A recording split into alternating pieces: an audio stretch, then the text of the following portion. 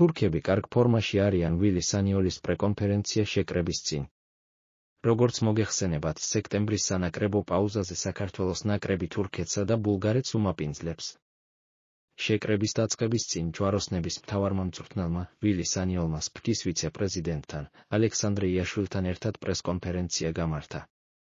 გთავაზობთ ფრანგი სპეციალისტის სრულ კომენტარს, 4 მცველით თამაში.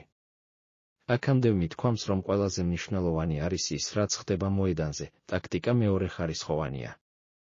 არაა გამორიცხული, რომ 4 მცველით ვითამაშოთ, ან ისევ როგორც წინა წელს ევრო 2024-ზე, ჩვენ თურქეთთანაც და ბულგარეთთანაც ვეცდებით, რომ კარგი პერფორმანსი შემოგთავაზოთ. ჩვენ კვლავ განვითარების პროცესში ვართ, ნაბიჯ წინ მივიწევთ. ვიცით, რომ ძალიან რთულ ჯგუფში ვართ. ჩვენ კვალიფიკაციის დიდი შანსი არ გვაქვს, მაგრამ ყველაფერს ვიზავთ, რომ მსოფლიო ჩემპიონატზე მოვხვდეთ. 21 წლამდელების ნაკრები და დებიუტანტები. სამწვრთნელო შტაბი მუდამ ახალგზრდების გამოძახებზე ვფიქრობთ. ლომინაძის გამოძახებაზე დიდი ხანია ვფიქრობთ. მას რამდენიმე თვეა უკვე ვაკვირდებით. რაც შეეხება აბუაშვილს, ახალგაზრდაა, მაგრამ გამოცდილება აქვს. ის ადრე პორტოში წავიდა, არ გაუმართლა, ახლა კი მეცში მეორე შანსი მიიღდა, უკვე თამაშიც დაიწყო. იყო ფეხბურთეების გარკვეული ჯგუფი, აბუაშვილი, კვერნაძე და სხვები, რომლებიც გამოძახებასთან ახლოს იყვნენ.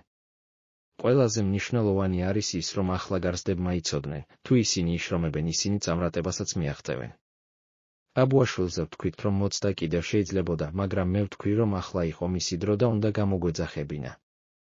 როგორია ზურიკო დავითაშვილის ჯანმრთელობის მდგომარეობა?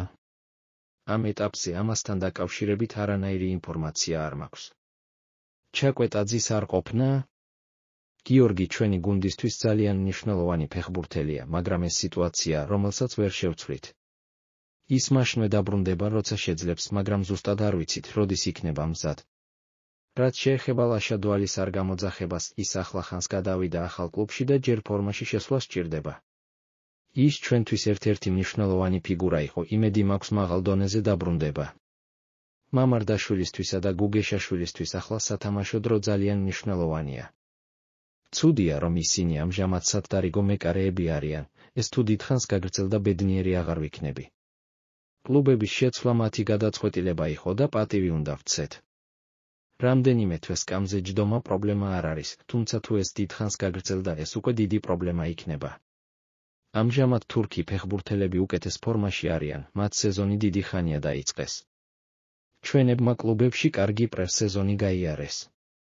თურქეთის ნაკრებოს მოთამაშეებს სათამაშო დრო ჩვენებზე მეტი აქვთ, თუმცა სეზონი მაინც ახალი დაწყებულია და ამას დიდი მნიშვნელობა არ ექნება.